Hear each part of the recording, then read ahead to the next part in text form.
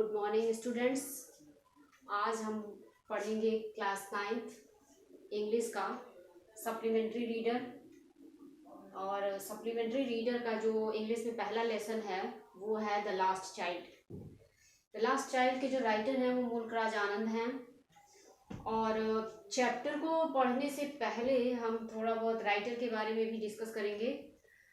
मुल्क राज आनंद जो थे वॉज इंडियन राइटर और इन्होंने शॉर्ट स्टोरीज के साथ साथ इन्होंने नॉवेल भी लिखा था। और भारत सरकार की तरफ से इन्हें भारत साहित्य अकादमी अवार्ड और फिर पद्म विभूषण से भी नवाजा गया था। इस प्रकार से इस लेसन में जो द लास्ट चाइल्ड है उसमें उसकी समरी ये है कि उसमें एक छोटा बच्चा रहता है और वो अपने माता पिता के साथ एक दिन मेले में जाता है। और मेले में जैसा कि आप जानते हैं कि बहुत सारी चीज़ें दिखाई देती हैं वहाँ, जैसे स्वीट्स है, टॉयज़ है और भी बहुत सारी तरह तरह की जो वस्तुएं वहाँ होती हैं। तो वो सारी चीज़ों को देख के जो बच्चा है वो अपने माता पिता से उन चीज़ों को खरीदने की डिमांड करने लगता है, बट उनके जो पेरेंट्स हैं वो इस चीज़ को मना कर देते हैं। सडनली क्या होता है कि वो बच्चा मेले में खो जाता है और खोने के बाद जब उसे व्यक्ति देखता है तो उन सारी चीज़ों को उसे देता है जो वो अपने माता पिता से जिन चीज़ों को वो मांग रहा था, बट वो बच्चा उन चीज़ों को लेने से इनकार कर देता है और बस अपने माता पिता को ही वो ढूंढना चाहता है। तो ये इस लेसन की समरी है। आइए स्टार्ट करते हैं। A child goes to a fair with his parents. एक बच्चा गोज टू अ फेयर मेला को जाता है विथ हिज पेरेंट्स अपने माता पिता के साथ, यानी एक छोटा बच्चा अपने माता पिता के साथ मेले में जाता है। He is happy and excited, वो खुश है और उत्साहित है। And wants the sweets and toys displayed there, और मेले में जो कुछ भी चीज़ें वहाँ दिखाई दे रही हैं उन सारी चीज़ों को वो बच्चा लेना चाहता है। But his parents don't buy them for him, लेकिन उसके माता पिता उसके लिए इन सारी चीज़ों को नहीं खरीदते हैं। Why then does he refuse when someone else offers them to him? Why then does he refuse? तो वह क्यों मना कर देता है? रिफ्यूज मीन्स होता है डिनाई, मना कर देना। वो क्यों मना कर देता है? When someone, जब कोई व्यक्ति else offers them to him, जब कोई दूसरा व्यक्ति उसे उन सारी चीज़ों को ऑफर करता है या उन सारी चीज़ों को उसे देता है, तो वो बच्चा लेने से क्यों मना कर देता है ये आपको आगे की स्टोरी में बताई जाएगी। It was a festival of spring, ये जो बसंत का उत्सव था। From the wintry shades of narrow lanes, from the wintry shades, wintry कहते हैं सॉरी फ्रॉम द विंट्री, हाँ वो ठंडी के मौसम में, शेड्स ऑफ नैरो लेंस जो ठंडी के मौसम में जैसे धुंध टाइप का मौसम रहता है तो उसमें कह रहा है नैरो लेंस, नैरो लेंस होता है पतली गलियों में, पतली गलियों से। And alloys emerged, emerged means come out, बाहर आते हैं। एक गैली क्लैड, गैली क्लैड कहते हैं रंग बिरंगे परिधानों को। क्लैड ह्यूमैनिटी, यानी कि ह्यूमैनिटी से यहाँ मीन्स है पीपल। तो ठंडी के मौसम में जो धुंध सा बना रहता है उसमें पतली पतली गलियों से जो लोग हैं उस मतलब जो गांव के लोग हैं वो रंग बिरंगे परिधानों में अपने घरों से बाहर निकलते हैं। सम वॉक, कुछ जो है वो पैदल चलते हैं। सम रोड ऑन हॉर्सेस, कुछ घोड़े से जाते हैं। Other sat being carried in bamboo and bullock carts, और जो उसी में कुछ दूसरे लोग होते हैं वो बांस और बैलगाड़ियों से जाते हैं। वन लिटिल बॉय, एक छोटा लड़का, रैन बिटवीन हिज फादर्स लेग्स, अपने पिता के पैरों के बीच से दौड़ा। Brimming over with life and laughter, यानी बहुत ही प्रसन्नता के साथ, बहुत ही उत्साहित एक छोटा बच्चा भी अपने पिता के पैरों से होता हुआ चले जा रहा था। कम चाइल्ड कम, कॉल्ड हिज पेरेंट्स, उसके माता पिता ने उसे बुलाया। कम चाइल्ड कम, आओ बच्चे आओ।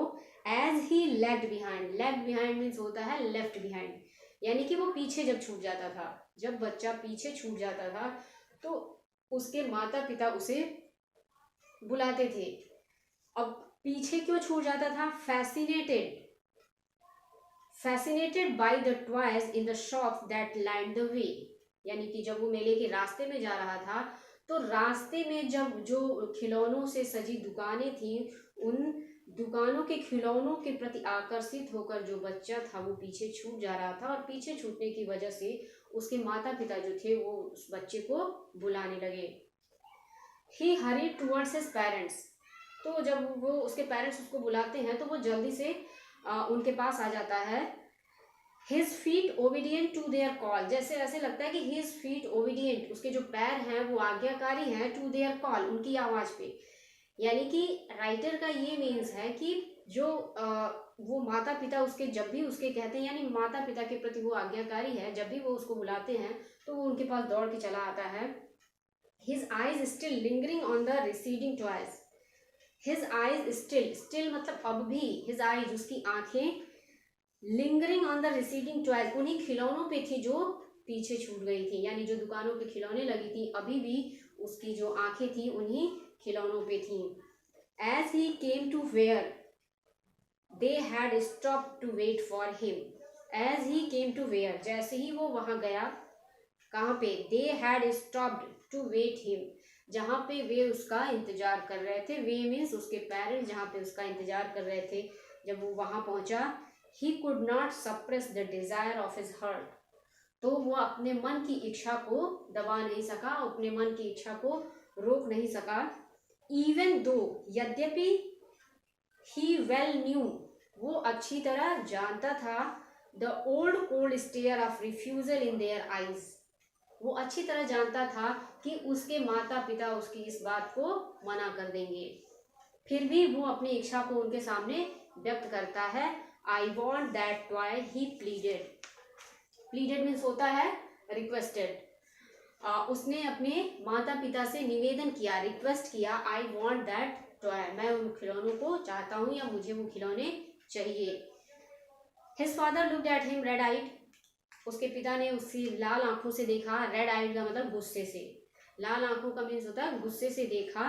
इन हिज फेमिलियर टैरेंट्स वे, टैरेंट्स कहते हैं क्रूएल को, यानी कि उसे पहले से पता था कि उसके पिता उस पर जब वो चीज़ों को मांगेगा तो उसके पिता उस पर गुस्सा करेंगे। His mother melted by free spirit of the day was tender and giving him her finger to hold, but उसकी माँ जो थी वो थोड़ा सा उसका हृदय पिघल गया, उसकी माँ पिघल गई और उसने अपने उंगली को उसे पकड़ाते हुए कहा, लुक चाइल्ड, देखो बच्चे, व्हाट इज बिफोर यू, तुम्हारे सामने क्या है। It was a flowering mustard field, अब सामने क्या था, it was a flowering mustard field, mustard field मतलब फील्ड ऑफ मस्टर्ड, मस्टर्ड कहते हैं सरसों को। It was a flowering mustard field, ये एक सरसों का खेत था। pearl like melting gold as it swept across miles and miles of even land, और सरसों का खेत कैसा प्रतीत हो रहा था, ऐसा लग रहा था कि जैसे मेल्टेड गोल्ड, जो सोना जैसे पिघला हुआ सोना हो और वो समतल जमीन में मीलों तक फैला हुआ हो, इस तरीके से वो पूरे सरसों का खेत दिखाई दे रहा था। A group of dragonflies were bustling about on their gaudy purple wings, intercepting the flight of a lone black bee or butterfly in search of sweetness from the flowers. और उन सरसों के खेतों में क्या था, उस सरसों के खेतों में एक ग्रुप ऑफ ड्रैगन फ्लाइज का समूह, यानी ड्रैगन फ्लाइज कहते हैं जो एक ऐसे कीड़े होते हैं जो बहुत ही फास्ट उड़ते हैं, तो एक ड्रैगन फ्लाइज का जो समूह था वो बस्टलिंग अबाउट ऑन देयर गडी पर्पल विंग्स, उनके जो पंख थे चमकीले पंखों के साथ, चमकीले और पर्पल कलर के जो पंख थे, बैगनी कलर के जो पंख थे, उससे वो इधर उधर उड़ रहे थे। और उड़ने के साथ वो क्या करते, intercepting the flight of a lone black bee, वो ब्लैक बी मतलब काली मधुमक्खी या फिर बटरफ्लाई, जो तितलियां थी जो कि क्या कर रही थी, अपने भोजन की तलाश में जा रही थी, यानी मकरंद इकट्ठा करने के लिए जा रही थी, वो उनके रास्तों को काट रहे थे। The child followed them in the air with his gaze, the child followed them, बच्चा उन्हें उनका पीछा कर रहा था, किनका, उन ड्रैगन फ्लाइज का, बी का और बटरफ्लाई का। Them in the air with his gaze, टकटकी लगाकर हवा में बच्चा उनका पीछा कर रहा था। टिल वन ऑफ देम, तब तक वन ऑफ देम, उनमें से एक, would still it's wing and rest. उनमें से एक ने क्या किया, अपने पंखों को बंद कर लिया एंड रेस्ट, और आराम करने लगी। आराम करने का मीन्स है कि वो वहां पे रुक गई।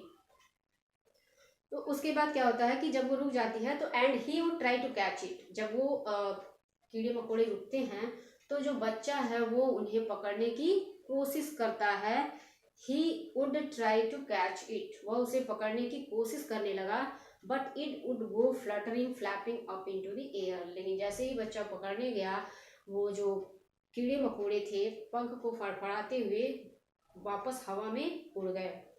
When he had almost caught in his hands, जबकि वो अपने हाथों से उनको पकड़ने ही वाला था तब तक कि वो कीड़े हवा में उड़ गए। Then his mother gave a cautionary call. Cautionary means होता है चेतावनी या सतर्क। तब उसकी माँ ने उसे सतर्क करते हुए कहा, कम चाइल्ड कम, आओ बच्चे आओ, come on the footpath. Footpath पे आओ। फुटपाथ कहते हैं पगडंडी रास्ते को, footpath.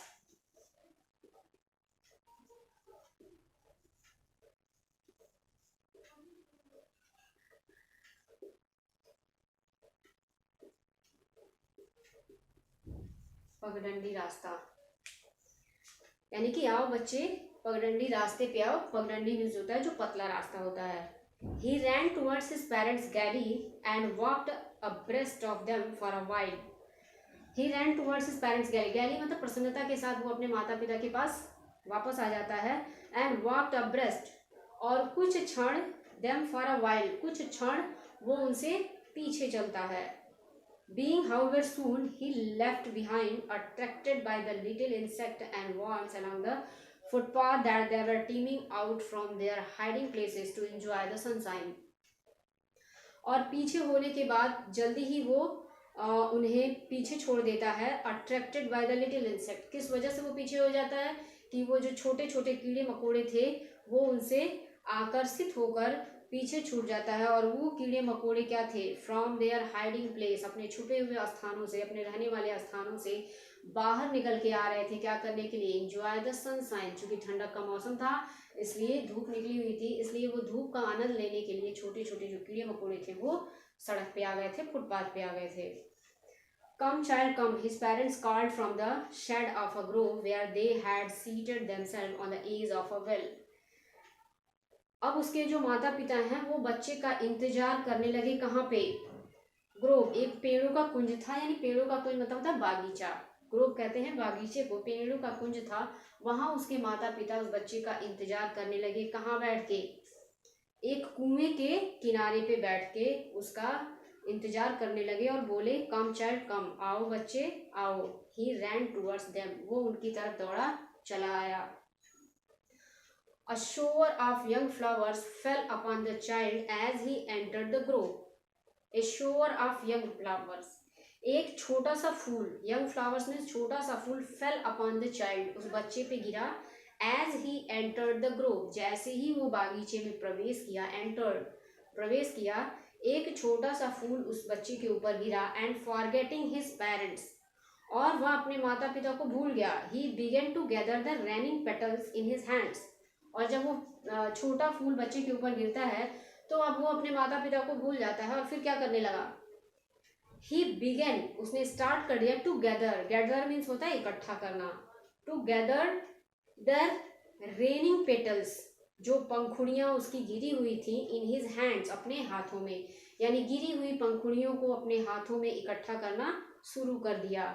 But low, he heard the cooing of doves and run towards his parents shouting, the dove, the dove. The raining petals dropped from his forgotten hands.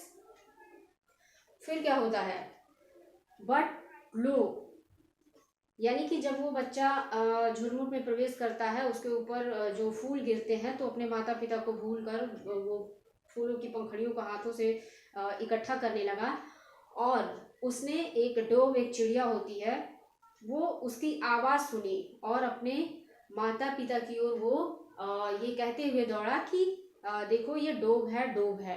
और उसके जो हाथ थे, द रेनिंग पेटल्स, जो बचे हुए पंखुड़ी थे, ड्रॉप्ड फ्रॉम हिज हैंड्स, उसके हाथों से क्या हुए, ड्रॉप्ड, गिर गए।